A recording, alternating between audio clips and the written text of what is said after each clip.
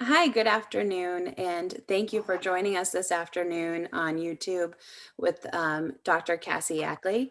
We're here from the Department of Education in New Hampshire, the Bureau of Student Wellness, and we want to give everyone just a minute to get the notification. And I want to remind people to check out our Facebook page, check out, obviously you're here on YouTube, you found us. We're on Twitter, and we have a resource website that we update regularly with resources regarding learning remotely and other types of wellness initiatives.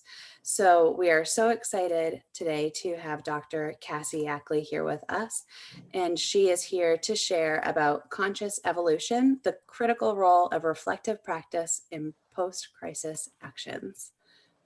So I will pass the mic over to the expert, Dr. Cassie Ackley. Thank you so much for joining us today. Thanks so much for having me, Molly. It's good to see you again. Hi, everybody. Welcome to the bizarro world of presenting to a screen where I don't actually get to see your faces, one of my favorite parts of being a presenter and a trainer. So I'll just imagine that you're all out there today. But I'm excited about this presentation. I've been telling Molly and the other folks at the Office of Student Wellness that it's been a fun opportunity to think about what might come of this whole crisis situation. And typically these are fairly short presentations. I'm going to do my best to keep it within 45 minutes. And I guess, are you going to be on at the end for question and answer or not today? Yep, I'll be here and I'll be watching the chat. So I encourage everybody to post their questions here in the chat and I'll feed them to you afterward. Perfect. That's very helpful. I can't manage two things at once. It's way too hard given cognitive decline in pandemic land. So, all right, folks, well, I'll go ahead and move us forward. I thought that was going to work, but it's not going to cooperate today.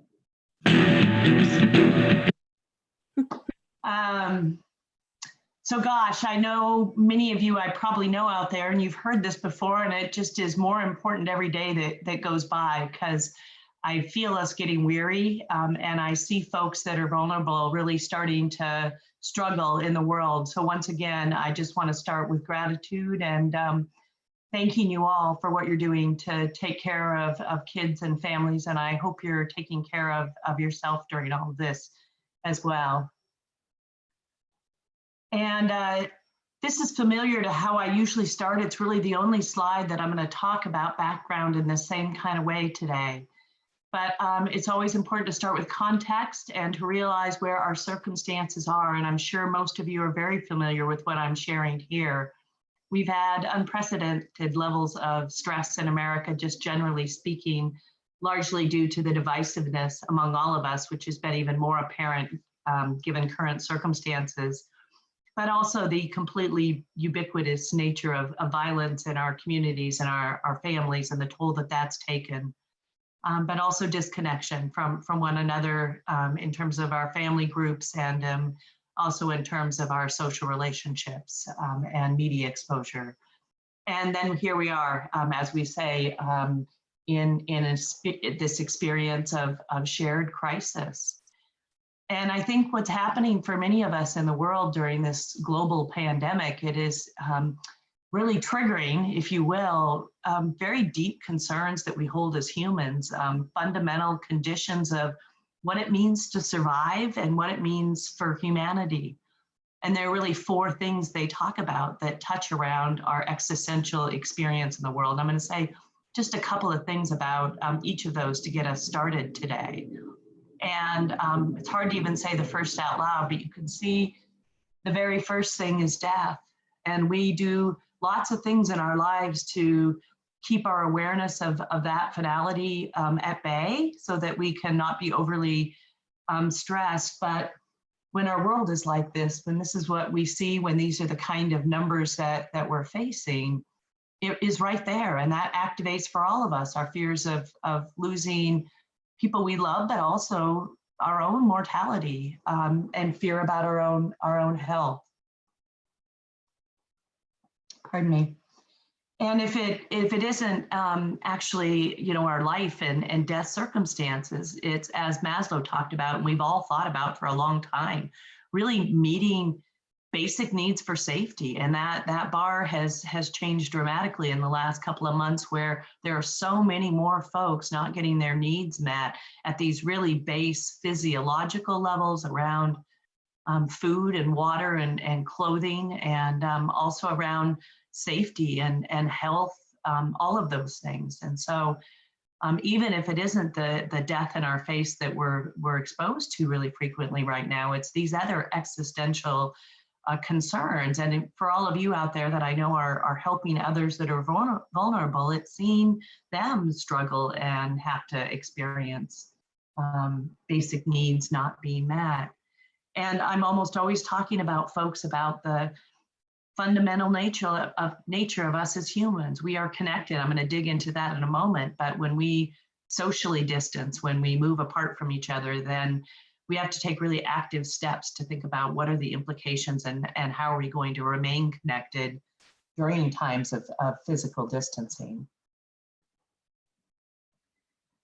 And the next part on that is really around meaning making, right? We talked a little bit about death and how that may be triggering for us right now in terms of our stress and arousal level. But also it has to do with how we make sense of the world. And I know that I've really been struggling as we watch the disparities and inequities play out in full in front of us. And it makes me question what kind of world is this? What kind of communities and society are we in, where we see this incredible divergence between the haves and the have-nots in the world?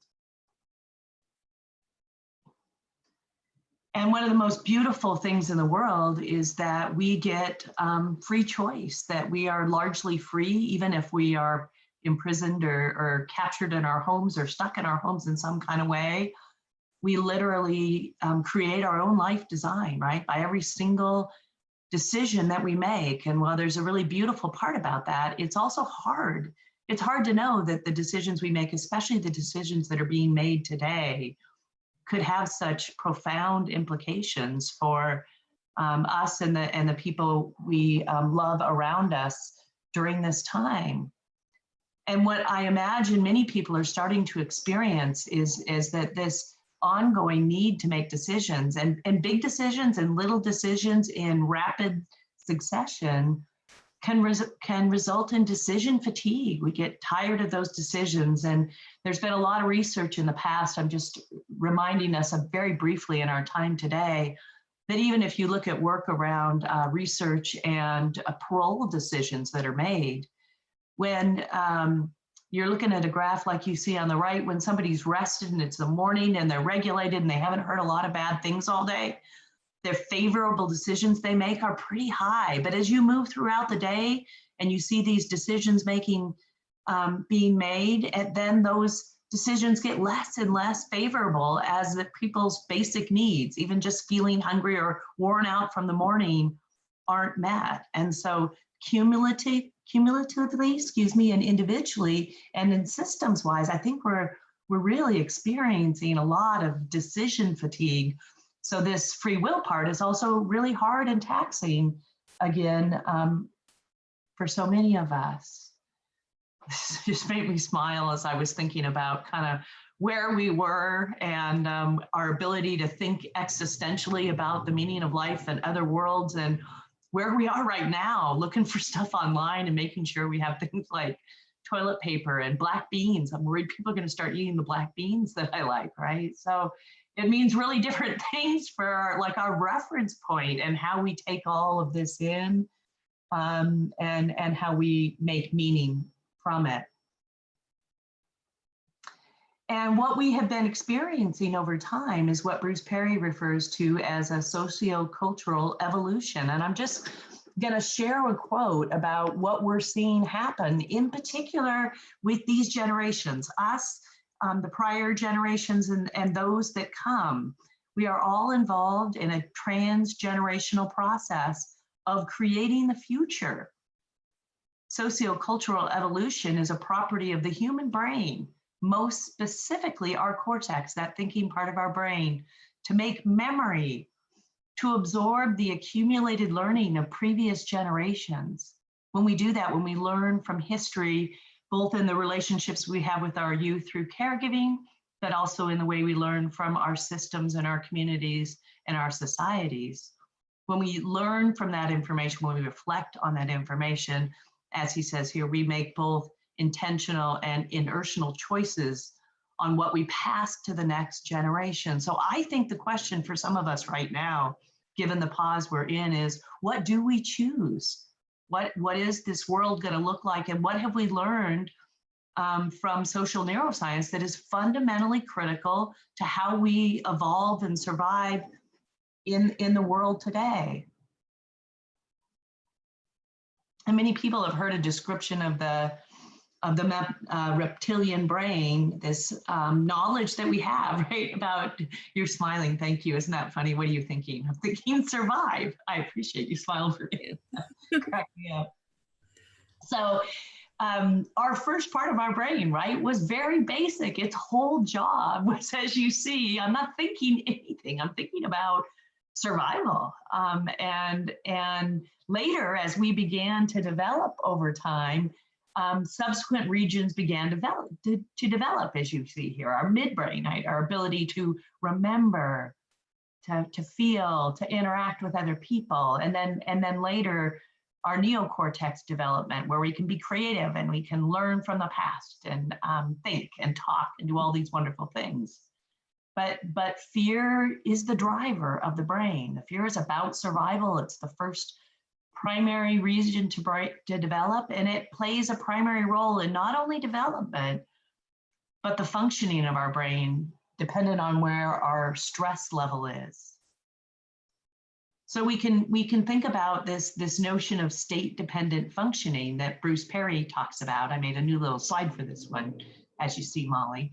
And so in the kind of the middle of your slide, you see a model of the brain representing the brainstem moving up to the diencephalon and the cerebellum, the limbic system and the neocortex. And I'm sure, as many of you know, that brain has developed in a sequence and a hierarchy, and that those particular regions have functions that they are responsible for. The brainstem being largely responsible for our survival, and that diencephalon region really controlling our ability to modulate our arousal level and control our motoric behavior.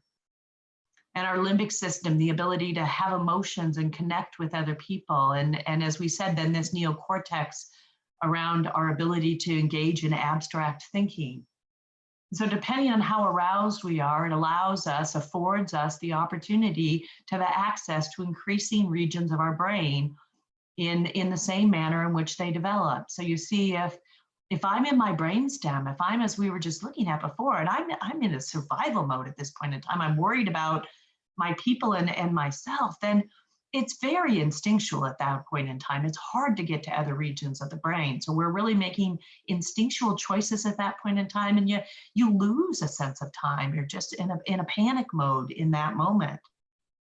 And we could differentiate it at a narrow scale, but just for general discussion today, as we then move up the brain, as you see, it's really emotional thinking. It allows us to focus on how the day is going to go, how we're going to run a session, how we're going to conduct a classroom, how we're going to do all of those kinds of things. And then last but not least, the hard stuff we're doing, go back to the decision making.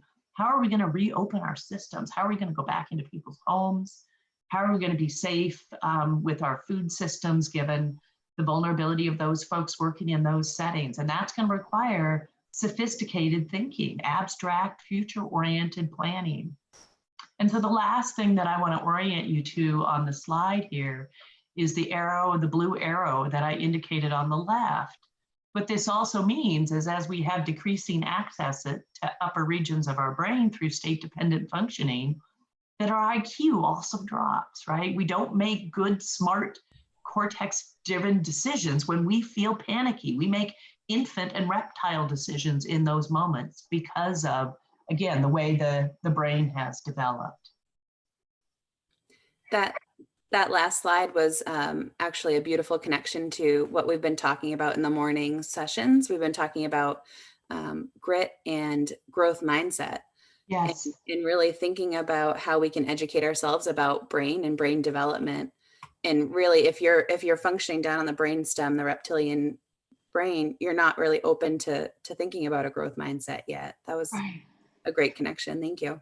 Yeah, and let's just stack one on top of that, right? If you have experiences of multi-generational oppression and hopelessness, and it has now been compounded by our situations now, it is frankly harder for you to have what we call grit or growth mindset. You literally do not produce the same calming hormones that allow us to get regulated again and not freak out given what we're seeing in the news right now. So really beautiful, and I think an important connection as we start thinking through all of this.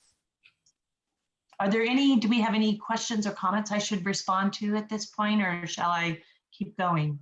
No questions yet, but I do want to encourage people to post questions as they come up. We are watching the chat, so good. Thank you very much. Good teamwork.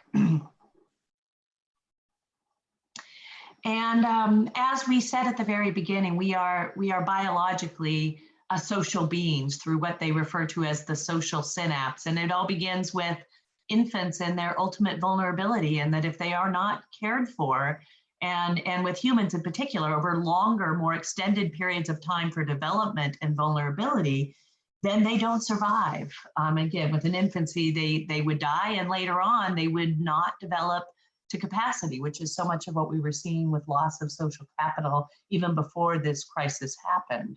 So relationships really are the grand mediator of our fear reactions and responses. And that starts really very, very early on in life. And I'm really condensing all of social neuroscience and attachment into one slide here. So bear with me with the simplicity of this. But when we think about the fundamental nature of relationships in this sense of safety and the primary drive for survival, historically and generationally, then attachment, our ability to feel safe with other people and to piggyback that sense of safety, to use it to calm down around others, is really this notion of you keep me safe and you help me believe that others can be safe in this world. And coming back to what we said before, those kinds of beliefs internally allow people ultimately to have things like grit and to persist, because you know that these experiences, ultimately there's safety in the world and people believe in you, right? Yeah. And so in order to have this sense of safety with primary caregivers, it is these attunement opportunities, our resonating with each other and mirroring and giving feedback and adjusting our relationship and interactions according to what we pick up from each other. So attunement is about, you see me, you understand me, and you help me understand myself by that reflective, safe mirror that you're able to provide for me. And most importantly, given the level of prolonged stress activation that we're all experiencing, co-regulation is going to be critical. And for those folks who have not developed the capacity to co-regulate with early primary caregiver relationships, et cetera, they certainly aren't going to be able to self-regulate, because co-regulation is dependent upon our co-regulation capacity. And co-regulation says to us, you notice when I'm distressed and you help me to calm down. And I put these up here because I think they're really simple statements that we should remember as we're interacting with people. These things are simple and fundamental to humans and don't require big fancy interventions, but they're going to keep us all more in our reflective brains so that we can persist and think innovatively in all of this. But we can extend that further beyond what we think about with attachment. We can think about how most of our societies grew for generations, thousands and thousands of generations. And Dan Siegel talks a lot about this difference between what was for a long time a tribal society, and in contrast, what we have now in this much more industrial model of interacting as a human species. And so as you can see here, we can contrast from a tribal society having really small groups of people to having very large groups of people that we're interacting with, often on a global scale. The priority for survival and the fundamental focus was on cooperation, whereas now this rugged individualism and pull yourself up by your bootstraps, if you will, have dominated the paradigm or zeitgeist of what we want to believe about human change. And equity and fairness were critical, because as we've talked about in other webinars, if things aren't equal and haves and have-nots are beside each other and power inequities are going to happen, then there's going to be upheaval and unrest because of that unfairness. So when we have things like dominance hierarchies, it does produce other kinds of violence and oppression that we see happening. And tribal societies were looking at voice from everybody, democratic decision-making processes, versus our societies now who are largely dominated by imposed and enforced rule systems. And then as we move down, right, really the benefit of cohesiveness, those groups that work really well together did well, whereas now we're really a model of competition and survival of the fittest. And then last but not least, what was really critical is shared responsibility, and most importantly, that nobody's job, nobody's responsibility in the tribe or in our society is any more valuable or less valuable than the other. Whereas what we see now play out, if you want to think about essential workers versus not, is this unequal division and unequal valuing of labor, which produces, again, greater strife and stress amongst us as people. So relational quality was different for many generations. We tended to live in multi-generational groups, and we frankly had much higher caregiving ratios, right? There were more opportunities for repetitive, positive social interactions within our even primary groups. And that was before we introduced the idea of technology and screens and media and all those other things that used to distract us and now are survival in terms of our connectedness.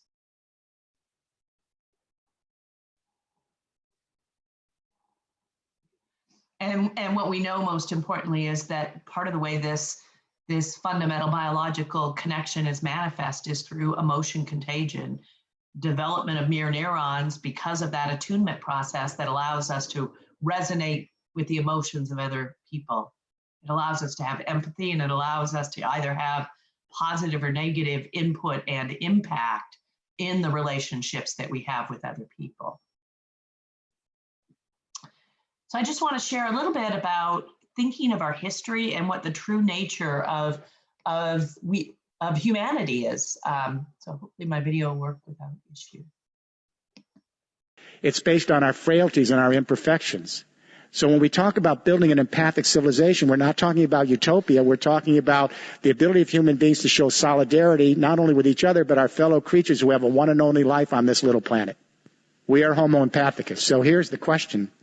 We know that consciousness changes in history. The way our brain is wired today is not the way a medieval serf's brain would be wired, and their brain wouldn't be the same as the wiring of a forager hunter 30,000 years ago.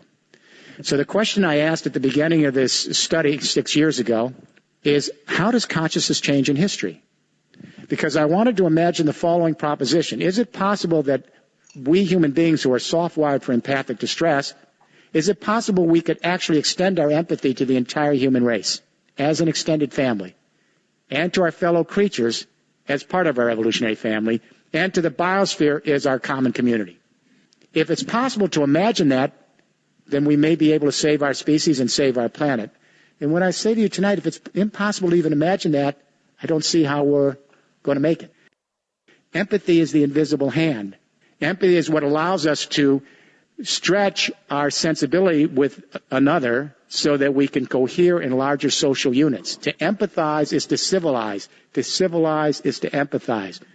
With forager hunter societies, communication only extended to the local tribe and shouting distance. Everyone over in the next mountain was the alien other. So empathy only extended to blood ties. When we went to the great hydraulic agricultural civilization, script allowed us to extend the central nervous system and to annihilate more time and space and bring more people together.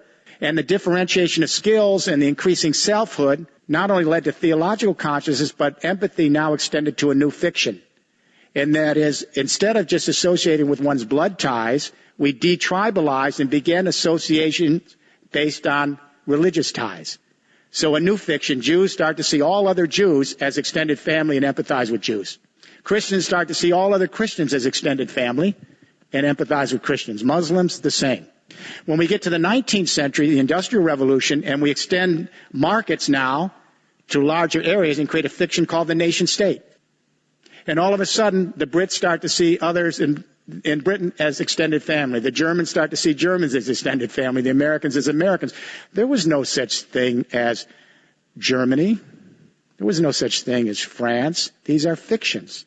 But they allow us to extend our family so that we can have loyalties and identities based on the new complex energy communication revolutions we have that annihilate time and space. But if we have gone from empathy in blood ties to empathy in religious associational ties to empathy based on national identification, is it really a big stretch to imagine the new technologies allowing us to connect our empathy to the human race writ large in a single biosphere? On what reason would we stop here at the nation-state identity and only have ideological empathy or theological-based empathy or tribal-based blood tie empathy? We have the technology that allows us to extend the central nervous system and to think viscerally as a family, not just intellectually. When that earthquake hit Haiti and then Chile, but especially Haiti, within an hour, the Twitters came out, and within 2 hours, some cell phone videos, YouTube, and within 3 hours, the entire human race was in an empathic embrace coming to the aid of Haiti. If we were, as the Enlightenment philosophers suggested, in materialistic, self-interested, utilitarian, pleasure-seeking, it couldn't account for the response to Haiti. So a little more philosophical and broader, but I think it's important that we are thinking a little bit more about broader communities and empathy. And I think this is referring to Haiti, but all of us know you could look at the media right now and see examples of extended empathy and folks reaching out to others in really beautiful, compassionate ways at this time. And so I do think it's interesting to think about how we are going to extend and facilitate increased empathy given the decline of empathy that we've seen in society. Sorry, it was going to play again. So I'd like us to think a little bit about what this idea of a conscious evolution is. And obviously with the setup so far, it would be around thinking about social neuroscience, what we've learned over these last 25 to 30 years, certainly about this connected social synapse, but then also how can we be hopeful in the sense that all of us going through this shared crisis might potentially experience what's known as post-traumatic growth. And crisis is challenging and difficult, but we often know that we can experience post-traumatic growth as a result. And so people can find new meaning. They can make new meaning and have spiritual changes as a result of crisis in their lifetime. We can start to believe that we have strength that we didn't know. Like, I had no idea I'd make it through this kind of prolonged period with this amount of worry. But boy, I made it through. I think I might be able to do anything. And, we're going to think about how we relate to other people, how treasured relationships are, what a hug means, how much we tell people we care about them, especially in our extended families. And I know I just already have this renewed appreciation for life and life as it was, but also new possibilities is what we're focused on here today, right? To take what we know about the circumstances we were in and what we know consciously about how we can grow together as humans and have post-traumatic growth, and using that to, I don't even want to say the word new normal, because I don't know that I could hear that another time, but be really, really thoughtful and reflective about what this looks like. And it's not only post-traumatic growth. People, when they suffer, often do really beautiful things, something known as altruism, born of suffering. And so many of us get into the helping professions even because we want to help somebody else through the suffering they experience. We want to make a difference in the world so that others don't have that same kind of suffering. And I hope that we see tremendous amounts of altruism continue to develop as a result of the suffering that we're all being exposed to in a variety of different ways.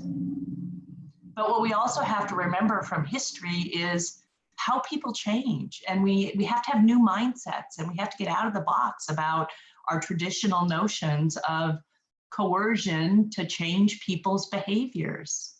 And that comes in all different kinds of forms. And so what we know from social neuroscience is that people change through something called regulation theory. Alan Shore talks about this. And that is when we're with people beginning as very young children, but when we're with other people and we feel safe, we feel connected to them because they have attunement and empathy, and they're reflecting back to us, and they help us have hope, then it gets us up in that upper part of our brain, way up in our IQ, and it allows us the capacity to literally reflect on our experiences, not just those we're talking about historically, but our own lives and what we want our lives to look like given those moment-to-moment decisions we've been handed through free will and choice. And so Bruce Perry talks about a sequence of engagement. How do we get there with each other? Well, right now we're being absolutely bombarded by input, right? All of the worries that we have, the stomach aches, the anxiety we're experiencing given circumstances, the grief, the loss. And externally, there are people dysregulated out there more and more, and the news is super distressing. And so from our brainstem, that original filter of information, all of us are being totally bombarded with things that are alarming and upsetting. Which means that the first thing we all have to do is get regulated together to feel safe, to calm our bodies, to get moving, to engage in repetitive motoric kinds of sensory activities so that we can be connected. And when we're connected, so that we can be reasonable and reflective about how we're going to use what we know about humans to make a difference. And it goes further than that. I hear people talk a lot in this world about respect and feeling like kids don't have respect anymore, or adults don't have respect anymore. All you have to do is watch the news for one night and see a pervasive lack of respect for humans. But respect does not come from titles or coercion. Doesn't matter if you call me Dr. Yackley, it doesn't mean you're going to respect me. It has much more to do with my credibility and your experiences with me as a human. And what we know in a neurodevelopmental way is that you have to build on it. And this could be a presentation, an hour presentation in itself, but Bruce Perry talks about these 6 core strengths for healthy development. Attachments first. I got to be around primary people who help me feel safe, especially when I'm upset. And then maybe if I'm lucky, we can do what we said. I can use other people to connect with, and we can help each other calm down. And I can begin to form broader group affiliations and connections with people. And I can begin to understand other people. I develop mirror neurons. I become aware of myself and my reactions, and I become aware of those around me, and that feels much better. And if I can do all of those things, I can be tolerant. I can recognize that somebody can be different than me, and I can still have respect for them and be in a relationship. So quite frankly, I want to get to a place of respect in our societies, but we have a long road to go, and we need to be thoughtful about how we're going to tend to all of these other elements along the way.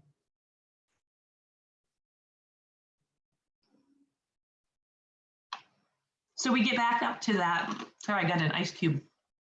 I tried to swallow it quick, but it was big.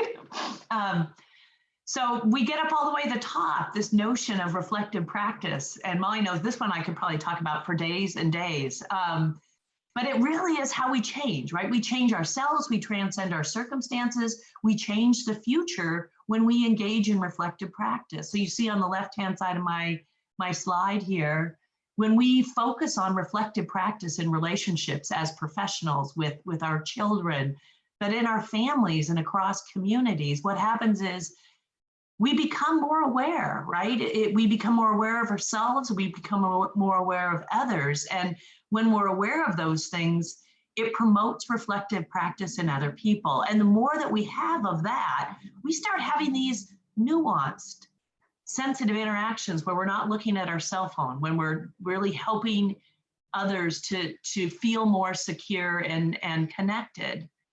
And if we do that repeatedly, then we have more securely attached people who feel safe. And people who don't feel safe often do dangerous and upsetting things in the world. So if we have more securely attached people, then we're going to be able to be reflective as systems and to truly have what they're talking about in terms of a real sociocultural evolution or social consciousness change in how we're going to raise folks. And so I just wanted to share a quick definition of conscious evolution with you. Conscious evolution carries us beyond the human potential movement into the social potential movement. It describes a holistic social architecture to enhance and connect social innovations that are now evolving our world towards social synergy, interconnectivity, and compassion for all. So we start thinking about what that could look like. And one of my favorite descriptions of this is by Bloom and Feringer. I forgot the reference on there, I apologize. It's from their book called Restoring Sanctuary. It's because I was finishing the slide and adding that at the very end, Molly. That's what happens. Bloom and Feringer, you guys, please make sure to note that citation around what they envision as a sanctuary. And so first and go ahead, sorry. No, sorry. What did you say the book was? I'll be sure to put it in the description. Restoring Sanctuary. Perfect. By Bloom and Feringer, Farragher. Thank you very much. Excellent book. Excellent book, by the way. I really enjoyed it lately. I've derived a lot of meaning from it. So they describe these principles of a sanctuary system, these commitments that we would make. And I think they resonate really deeply right now. So the first one of those is a commitment to growth and change. And what I recognize about change so much right now is that change involves loss. So we both have this like grieving for what it was, and also it gives us intention, like we were talking about, right? I can grieve what it was, but I can also think about what I want it to be moving forward. But a sanctuary environment also is a commitment to this principle of democracy. Things are complex, and we should not be having decisions coming from single folks or single groups of people or single factions or socioeconomic groups of our society. We need everybody's voice in here to figure out how we're going to create this different environment. And when we really start to think about safety, it's a commitment to nonviolence, and safety isn't just physical. It's physical and psychological and social and moral. And moral means, do I feel like the way the world is working, do I have to participate in an environment and things that go against what I believe fundamentally in my values? And that's happening for a lot of us in so many settings right now. It also includes a commitment to social learning, like the SEL work and the Office of Student Wellness, and commitment to that form of learning, but it's more. We have to learn from our mistakes. And in this reference, we're talking about what we've done to each other as humans in terms of violence and disconnection. We have to figure out how we're going to learn from those and make a difference. There's two more. The next one is open communication. Transparent, trustworthy, open, and direct communication so that people can make the decisions they need to make for their lives and their families. And then last but not least, this commitment to social responsibility. I think I was even saying earlier to you this week, Molly, that I feel my movement from trauma-informed to anti-oppressive practice and really wanting to take more social responsibility. Yeah, that was a great conversation earlier this week about, we all have in our mind this kind of trauma-responsive, trauma-informed approach, but really growing how we think about that. Yeah, that it's much more about how our society plays out and our advocacy and role we play in being aware and giving voice to that as well, I believe. Absolutely. So I've shared this with a few folks. I'm actually going to wrap up by 45 minutes. Woohoo! I'm learning, right? Learning from history. So I think this is really a beautiful quote around our social disconnection. But really hoping we call that physical distancing and focus on social connectedness. So as Dr. Lindsay Jernigan, as you see here, says, try this perspective shift. Instead of seeing social distancing and travel bans as panic, try seeing them as acts of mass cooperation intended to protect the collective whole. This plan is not about going into hiding, individuals going into hiding. It's a global deep breath, an agreement between humans around the planet to be still. Let's be still in hopes that the biggest waves can pass without engulfing too many of the vulnerable among us. And I have just one more thing that I'm going to share with you today, a quick little video, and then I'll take any questions or answers before we wrap up. Great. Tell me the one about the virus again, then I'll go to bed. But my boy, you're growing weary, sleepy thoughts about your head. Please, that one's my favorite. I promise just once more. Okay, snuggle down, my boy, though I know you know full well. The story starts before then, in a world I once would dwell. It was a world of waste and wonder, of poverty and plenty, back before we understood why hindsight's 2020. You see, the people came up with companies to trade across all lands, but they swelled and got much bigger than we ever could have planned. We'd always had our wants, but now it got so quick.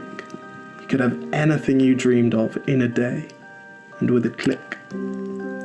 We noticed families had stopped talking. That's not to say they never spoke, but the meaning must have melted, and the work-life balance broke. And the children's eyes grew squarer, and every toddler had a phone. They filtered out the imperfections, but amidst the noise, they felt alone. And every day the skies grew thicker, till you couldn't see the stars. So we flew in planes to find them, while down below, we filled our cars. We'd drive around all day in circles. We'd forgotten how to run. We swapped the grass for tarmac, shrunk the parks till there were none. We filled the sea with plastic, because our waste was never capped, until each day when you went fishing, you'd pull them out, already wrapped. And while we drank and smoked and gambled, our leaders taught us why. It's best to not upset the lobbies. More convenient to die. But then in 2020, a new virus came our way. The governments reacted and told us all to hide away. But while we all were hidden, amidst the fear and all the while, the people dusted off their instincts. They remembered how to smile. They started clapping to say thank you and calling up their mums.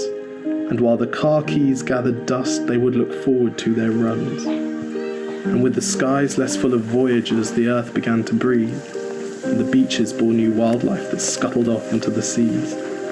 Some people started dancing, some were singing, some were baking. We'd grown so used to bad news, but some good news was in the making. And so when we found the cure, and were allowed to go outside, we all preferred the world we found to the one we'd left behind. Old habits became extinct, and they made way for the new, and every simple act of kindness was now given its due. But why did it take a virus to bring the people back together? Well, sometimes you've got to get sick, my boy, before you start feeling better. Now lie down and dream of tomorrow, and all the things that we can do. And who knows, if you dream hard enough, maybe some of them will come true. We now call it the Great Realization. And yes, since then there have been many. But that's the story of how it started, and why hindsight's 2020.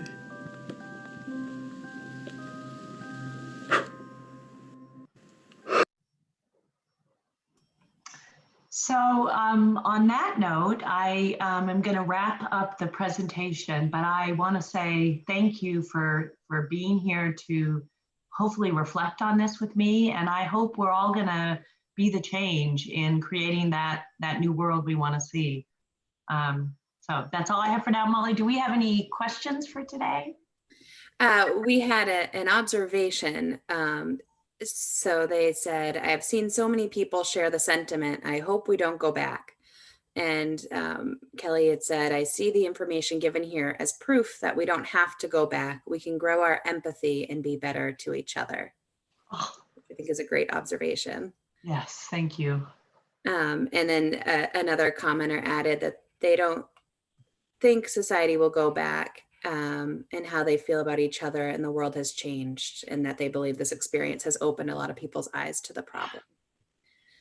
So thank you for that, folks. That really gives me so much hope to know you're out there. I really appreciate it. And Molly, thank you guys for having me again and letting me think through this with educators and other folks in our state. I'm so glad we're in it together.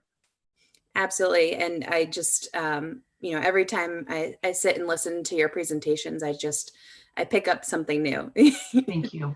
I really appreciate your insight into, everything we're kind of learning to process together. So Thank you. All right. I want All to right. thank everybody for joining today's chat. And if there are comments, if you're watching this after we're live, feel free to still add comments. We check our videos pretty regularly and pretty regularly in contact with Dr. Cassie Ackley. If you have questions specifically for her, I'll be sure to pass them along. Absolutely. And we hope that everybody has a great afternoon and be sure to stay well. Bye, everyone. Be well.